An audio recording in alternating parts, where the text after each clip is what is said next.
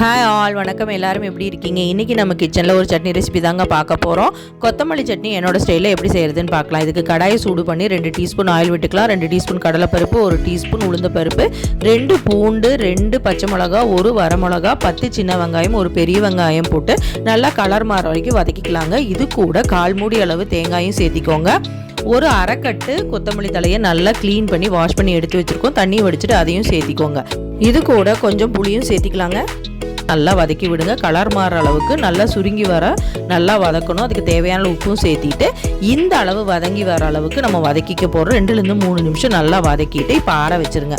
ஆறுனதுக்கப்புறம் ஒரு மிக்ஸி ஜாரில் போட்டு நல்லா அரைச்சி எடுத்துக்கலாங்க. இதுக்கு ஒரு தாளிப்பொண்ணு ரெடி பண்ணிக்கலாம். எண்ணெய் விட்டு கடுகு, கடலைப்பருப்பு, வரமிளகா, கருவேப்பிலை சேர்த்தி நல்லா தாளித்து அதையும் இது கூட சேர்த்திட்டு தேவையான அளவு தண்ணியும் சேர்த்தி நல்லா மிக்ஸ் பண்ணி நம்ம இப்போ சர்வ் பண்ணிடலாங்க.